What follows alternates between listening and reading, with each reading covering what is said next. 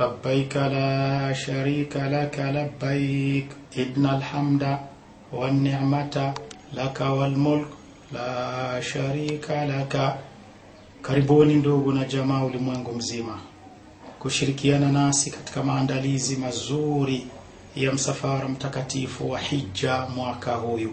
Karibuni kujiunga na shirika lenu la AMES chini ya uongozi wa Sheikh Abdi John ili muegeshe Maka kwa usalama. Aidha, mshirikiane na mashirika yoyote duniani yatakayoweza kukufikisheni katika mji huyu mtakatifu wa Maka. Sawa na hayo, shirika lenu AMES sawa na uongozi wake linakuleteeni ufafanuzi na utandawazi wa wazi kabisa wa yote yanayojiri katika miji ya Maka na Madina kwa ajili ya hija yako mwaka huyu. Karibuni katika mji wa Maka na Madina. Karibuni Mina, karibuni Arafa, karibuni Muzdalifa, karibuni Jamarati, karibuni Madina. لبيك اللهم لبيك لبيك لا شريك لك لبيك. Wizara ya mambo ya hija ya nchi ya Kiarabu Saudia inakufikishia mipangilio ya hija tambo kwa tambo. Labbaik Allahumma labbaik labbaik la sharika laka labbaik innal hamda wan ni'mata laka wal mulku la sharika laka labbaik Allahumma labbaik. Anasema Allah tulipomtengenezea Ibrahim sehemu ya nyumba asimshirikishi Mungu kwa chochote, na aitakase nyumba hiyo kwa ajili ya wale watakayotufu nyumba hiyo na kufanya visimamo na kuruku na kusujudu. Awadhinie watu kwa amri ya hija, watu wataitika na watakuja kwa vipanda tofauti. Wakija kwa vipanda tofauti wakitokea katika sehemu za mbali. Maka iliyokirimiwa, ndani yake mna nyumba ya Mwenyezi Mungu tukufu ambayo roho za watu duniani zina hamu ya kupaenda. Na hapo ndio nafsi zote zinaelekea kwa ibada na kumsujudia Allah tabaraka wa taala kwa sala 5 kila siku, usiku na mchana. Na hapo ndio wanakuja Waislamu kutokea pembe 4 za dunia ili watekeleze ibada ya hija na wazunguke kwenye Al-Kaaba ambayo aliyeijenga nabii wa Mungu Ibrahimu kwa amri ya Mola wake na kwa ajili ya kuitika wito wa Allah tabaraka wa taala.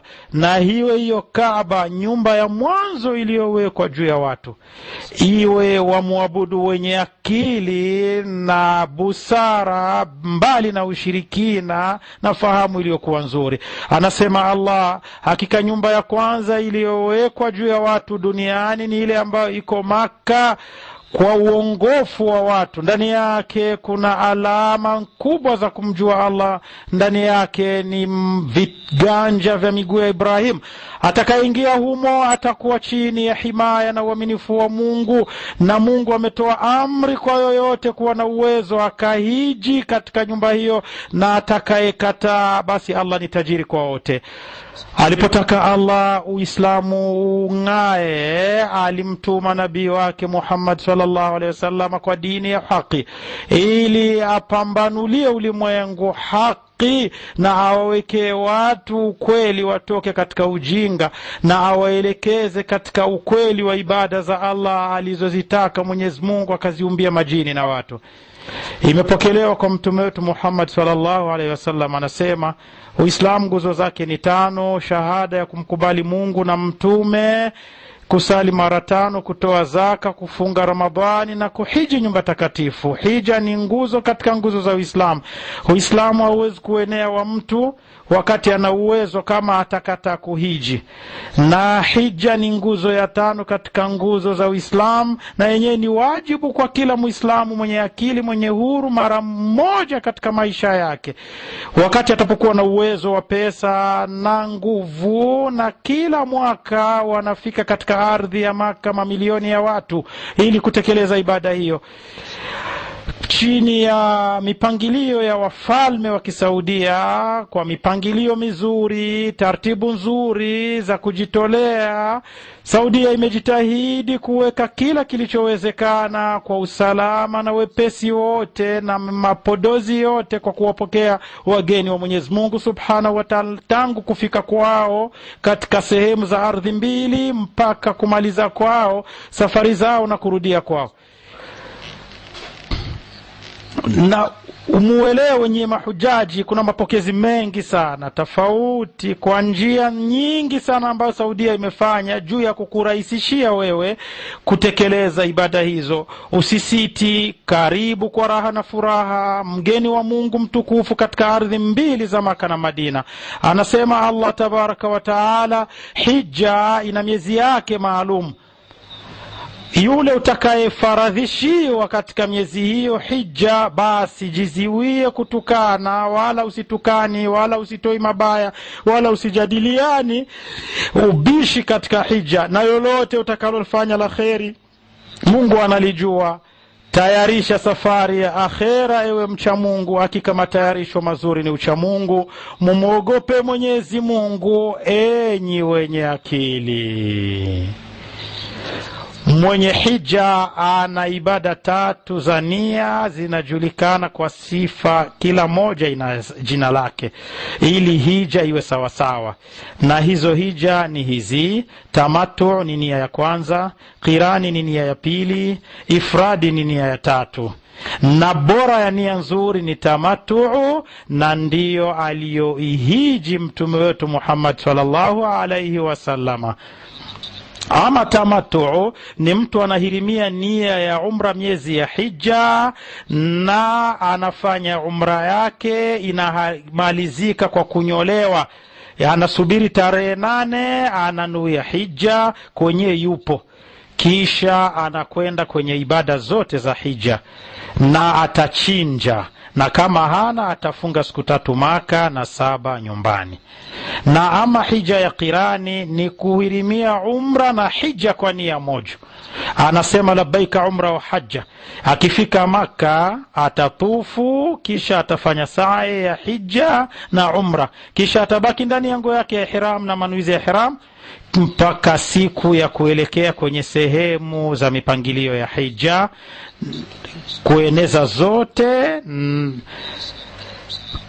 Na hapo atakuwa hana tena sa'i kwa sababu alifanya mwanzo, na hapo atachinja kama alivyochinja watamattu, na akikosa atafunga siku 3 na 7 nyumbani. Na ifradi ni kuhirimia hija tu.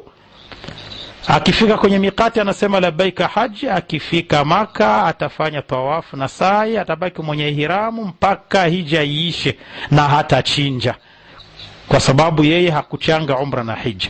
Na nia nzuri ni tamattu, kisha qirani, kisha ifradi, zinapangiwa hivyo hivyo.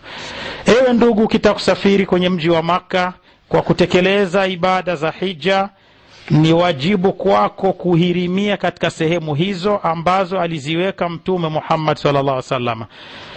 Na hizo miqati ni zimepangwa ifuatavyo: Dhulhulaifi, kilometre 450 kufika Maka kutokea Madina, ni miqati ya watu wa Madina, inaitwa leo Abiyar Ali.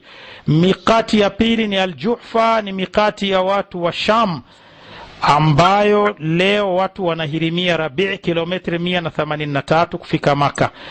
Qarl Mazal, mikati ya watu wa Najdi, na leo wanahirimia kwenye Sail Kabir kwenye kilomita 75, na mikati ya Lamlam ni mikati wa watu ya Yemeni, leo wanahirimia kwa kilomita 92. Dhati Arqa ni mikati ya watu wa Iraqi, kilomita 94, na ndio watu wanahirimia. Na watu wa Maka wanahirimia Maka umo au watu wa nje wanahirimia nje ya mji. Watu wa Jida wanahirimia Jida. Hapo ni wajibu kwa yoyote atakayepita katika sehemu hizo ana nia ya umra au hija, basi ahirimie. Na mtu atavuka kwa kusudi, basi analazimika kurudi tena kwenda kuhirimia kwenye mipaka hilo, na kama atakaidika basi atachinja mnyama kwa ajili ya Allah kama kafara, atawagawia maskini. Utapofika ndugu yangu kwenye mikati hiyo mipaka, utakoga, utapaka mafuta uzuri kwa wepesi, kisha utavaa shuka zako 2 za ihram ambazo ziliruhusiwa kidini. Na mwanamke utavaa mavazi yoyote utakayoweza, wala usijiweki wazi.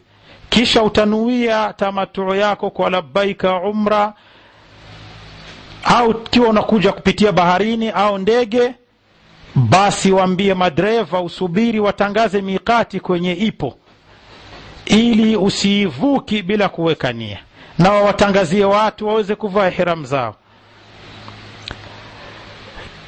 Na haikatazi kutoka nyumbani umevaa ihram zako na kila kitu na umekoga, kwa kusubiria tu kuweka nia ili kujiepusha usiingii kuivuka mipaka.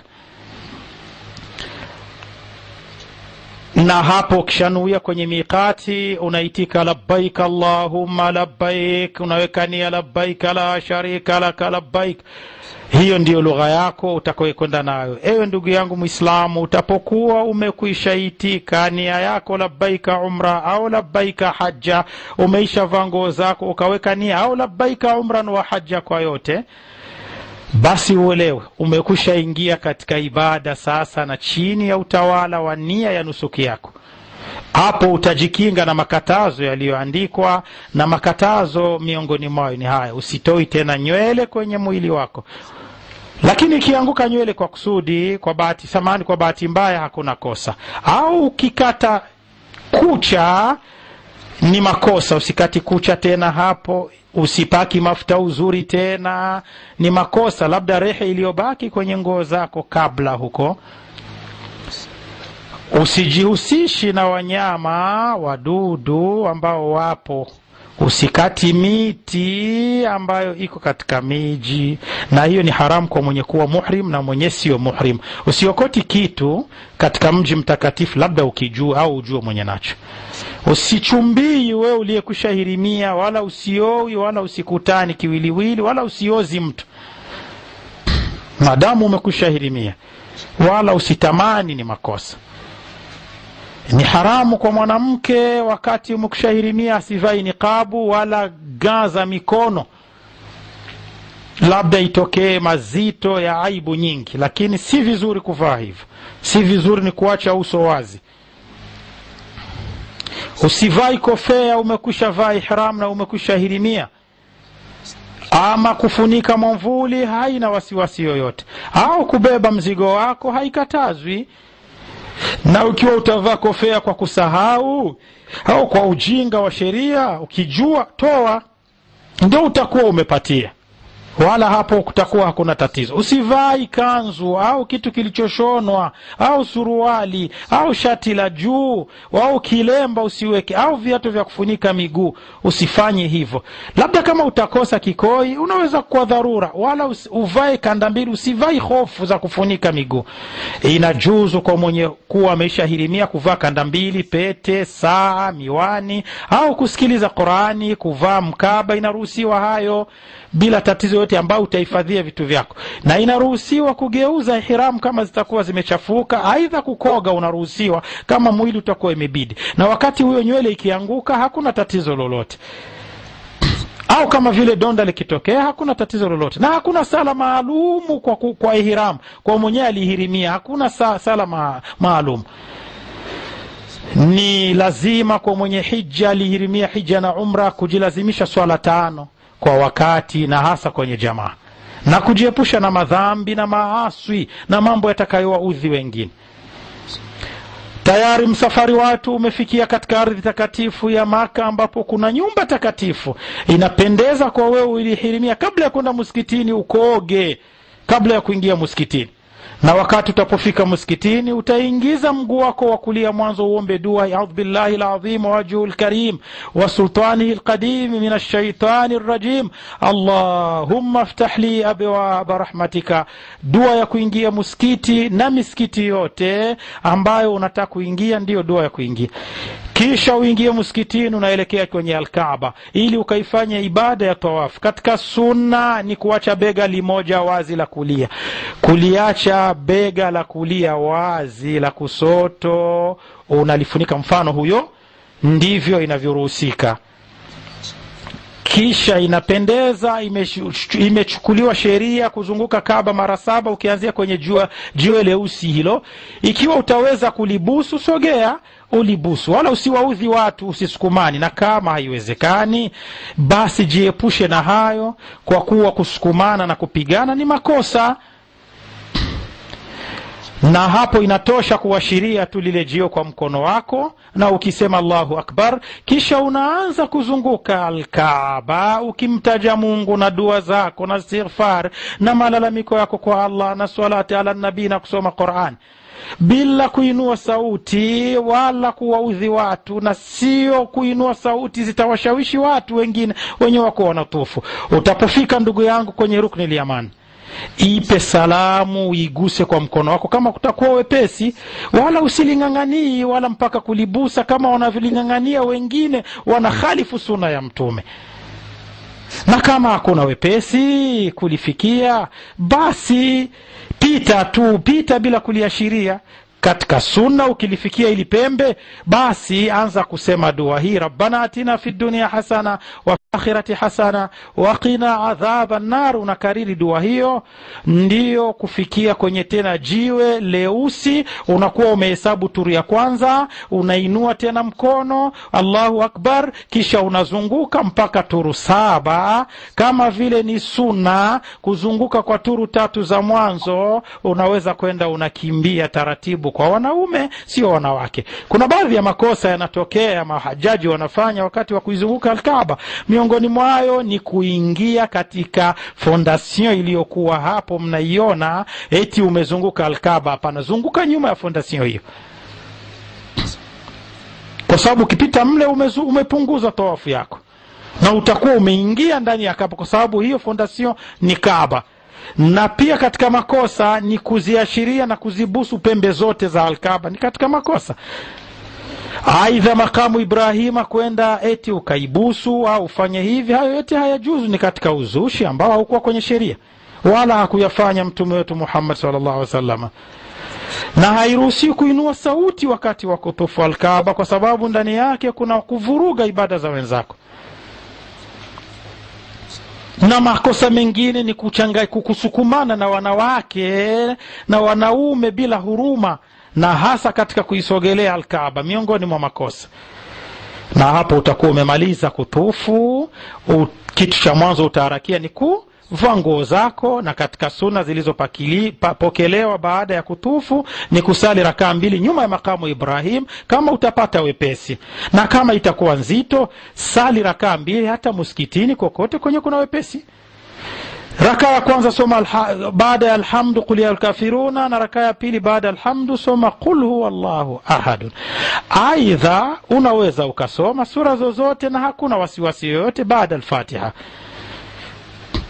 Kisha nenda kwenye swafa kufanza miendo 7. Utapopanda kwenye swafa, anza katika yale aliyoanzia Mwenyezi Mungu ukisema inna swafa wal marwata min sha'airillah faman hajja albayti aw yata fala junaha alayhi an yatawafa bihima wa man tatawwa khaira fa inna Allaha shakirun alim. Soma aya hiyo, kisha panda kwenye swafa, elekea al-Kaaba, umshukuru Allah, umkabiri Allah mara 3, ukiinua mikono yako uombe dua na uikariri dua na useme la ilaha illallah wahdahu la sharika lahu lahul mulku wa lahul hamdu wa huwa ala kulli shay'in qadir la ilaha illallah wahda anjaza wa'da wa nasara abda wa hazama al-ahzaba wahda.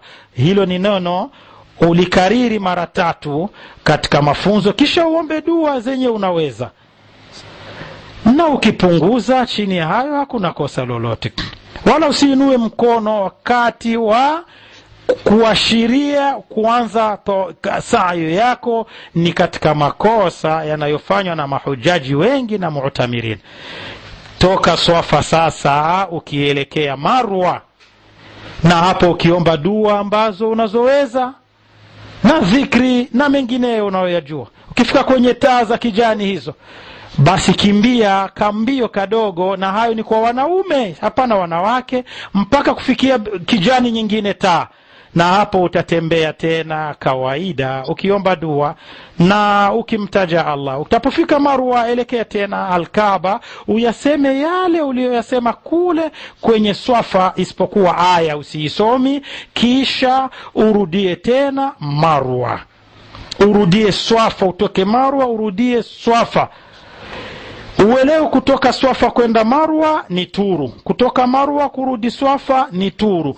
Kila ukienda ni turu, sio kwenda na kurudi ndio turu. Kwenda ndio turu na kurudi ni turu, zienee turu 7. Na hapo utakuwa umemaliza mikimbio yako, miendo yako 7. Na haikatazwi kama kutakuwa mchoko kuchukua baskeli, labda umefika ya 3 ya 2 mchoko, ukachukua hiyo kinga. Na wanaruhusiwa wanawake waliokuwa hedhi na damu ya kizazi, walipokuwa wanaudhu wanaruhusiwa. Na katika makosa ni wanawake kutimka kati ya kijani za mataa mawili. Baada ya kumaliza Swafa wal Marwa ni kunyolewa. Kama utakuwa na tamata, punguza kichwa chote, sio kidogo, na mwanamke anagusa chongo za nywele zake kidogo tu kama 3-4. Na hapo mwenye alinuia tamattu utakuwa umemaliza umra, na yote ulikatazwa umeruhusiwa sasa. Inapendeza kwa mwenye hija na umra kuongeza dhikri, swala kwa wakati, labbaika, kusogea kwa Allah mpaka kumaliza kunyolewa. Na kwa hija labbaika inaendelea mpaka kumalizika mipangilio ya hija, talbia inaendelea bila tatizo. Umra ilikwisha tarehe 8 za Dhulhijja, siku ya tarwiya. Hii siku mahujaji wamevaa ihramu, wamenuia tena, wameweka nia labbaik Allahumma hajja wa ifradi wa tamattu na qirani, wanaelekea Mina kufuatia mafunzo ya Mtume Muhammad. Na inapendeza wawe kabla dhuhuri haijaingia wakaswali al-asri na maghribi na al-isha na al-fajri. Al-asri kwa wakati rakaa 2, dhuhuri kwa wakati rakaa 2, maghribi kwa wakati rakaa 3, al-isha kwa wakati rakaa 2. Walale hapo siku ya tarehe 8 mpaka alfajiri, wasali rakaa 2, wasubiri jua lichomoke, na hapo wanatoka na talbia zao wanakwenda Arafa. Tarehe 9 Dhulhijja, karibuni Arafa, siku ya audience ya Mungu, siku ya Mungu kuzungumza na waja wake. Delegation za Mungu zinaelekea ardhi ya Arafa kwa siku yenye kusisimua, siku iliyokuwa kubwa, siku aliyoipenda Mtume, siku aliita katika siku bora duniani, siku ambayo jua lake ni lizuri. Mahujaji wanasimama tangu jua limechomoka mpaka kuzama. Na katika sunna mahujaji wanaweza kwenda kwenye msikiti wa Namira, na wajilinde mahujaji kuwa nje ya mipaka ya Arafa. Baadhi ya watu wengi wanakosea, lakini kuna watu wengi wanasaidia kuelekeza, na Arafa yote kuna ruhusiwa kisimamo. Hii siku ya leo, ndugu yangu, chunga kumtaja Allah, chunga dhikri, muombe Allah, Mola wangu, Karimu wangu, mwelekea Allah, ukiwa unanyenyekea, lia machozi yatafute, lilia familia uiombe, dini yako, ndugu zako. Itapofika wakati wa dhuhuri, imamu anahutubu akiwahutubia watu kukumbusha ukubwa wa Mungu, kisha anaswalisha salati hapo dhuhuri rakaa 2 na al-asr rakaa 2 kwa kuzichanga kama alivyofanya Mtume. Wala hakuna sunna kablia wala baadia, hakuna. Kisha watu wajiepushe mahujaji kuingia makosa, wasipunguze thawabu zao kwa hizo siku nzuri sana, siku iliyokuwa tamu. Miongoni mwa hayo makosa watu wajiepushe nayo, watu wasiwi nje ya sehemu ya uwanja wa Arafa. Usiwi nje, msitoki kabla jua halijazama. Usitoki hapo, usitoki Arafa kabla jua halijazama. Ni kinyume na mafunzo aliyoyaruhusu Mtume. Watu kukaa wanaparamia kwenye mlima, kwenye Jabalur Rahma, kukazana nao, kukokotana, hayo yote ni katika bid'a ambazo Mtume wetu hakuziruhusia, hakuruhusu kabisa. Na hayo yanaweza kukudhuru afya, mchoko ukawa mwingi. Kuelekea mlima huyo Arafa kwa ajili ya dua ni miongoni mwa makosa, lakini kizuri ni kuelekea Al-Kaaba kumuomba Allah nikinge na umaskini na adhabu ya kaburi. Allah, hapana mola isipokuwa ni wewe karimu. Mola wangu, ninakuomba muumba wa mbingu na ardhi, nisamehe makosa yangu, hapana mwingine ila wewe Rahman. Umeniumba mola wangu, nami ni mja wako ya Rabbi, nisamehe nakiri makosa yangu.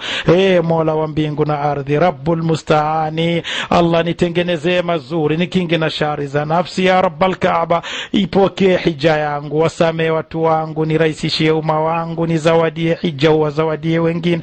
Hakuna anayesamehe isipokuwa wewe Allah. Anasema Allah, jua limezama, umma uondoke Arafa. Anasema Allah, hakuna wasiwasi kumtukuza Allah, kutafuta radhi yake. Mtapomaliza Arafa, mtajeni Allah tabaraka wa taala kwenye sehemu ya Mash'ar al-Haram, mumtaje kama alivyokuongozeni Allah.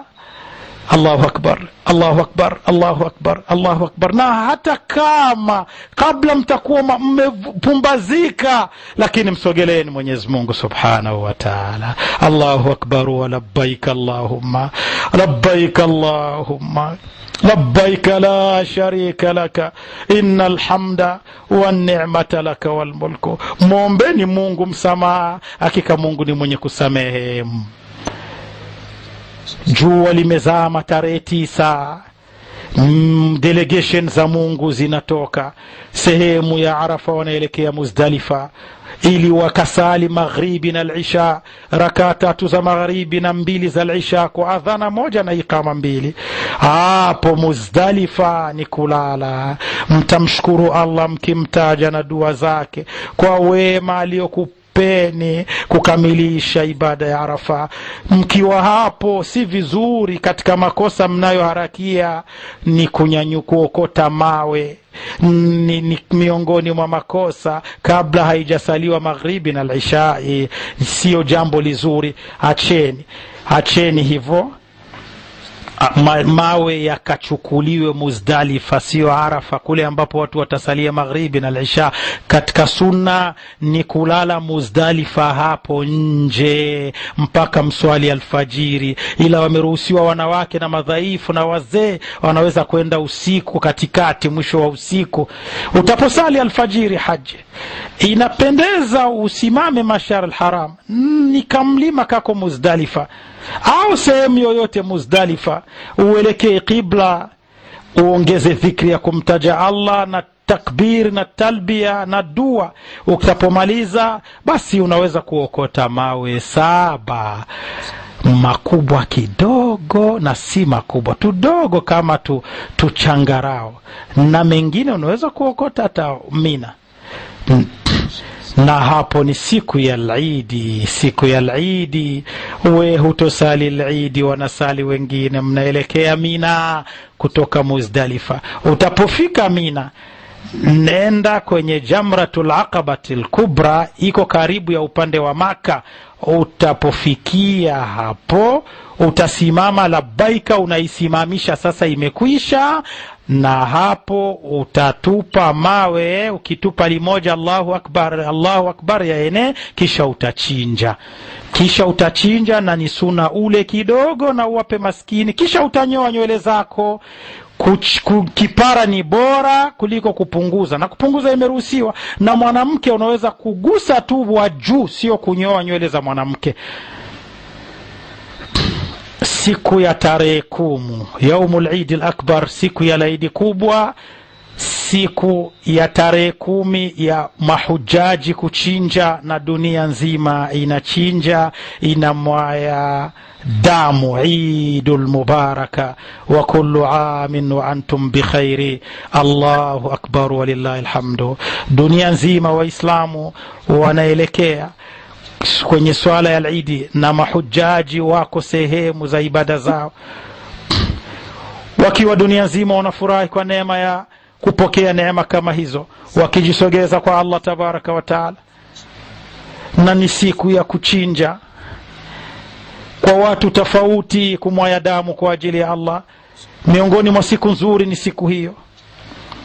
Na katika kutupa mawe kuna baadhi ya makosa, kuwa na imani kuwa tunampiga ibilisi, hapo ni miongoni mwa makosa, bali ni ibada. Haikupokelewa kuwa kutupa mawe, isipokuwa ni kukamilisha dini. Usitupi mawe wala viatu vikubwa kama hivyo, ni makosa. Mtume alikataza kabisa. Kusukumana na kupigana juu ya kutupa mawe ni miongoni mwa makosa. Ni vizuri kuhurumiana sehemu hiyo na kupendana sawa na mafunzo, sio mpaka lipige kile, hata likiingia tu. Kutupa mawe yote pamoja ni makosa. Yote itakuwa imehesabiliwa umetupa mara moja, bali imeruhusiwa kutupa jiwe kwa jiwe, na ukisema Allahu akbar, Allahu akbar, utapomaliza kutupa hayo mawe na kunyoa, utakuwa umeruhusiwa yaliyokatazwa ya mwanzo, na unaweza kuvaa nguo zako za kawaida, na unaruhusiwa yote ulikuwa umekatazwa, isipokuwa mwanamke kukutana naye au ndo. Kisha unarudia Maka kutufu tawaful ifadha, ni nguzo katika nguzo za hija. Hija haienei mpaka ukamilike.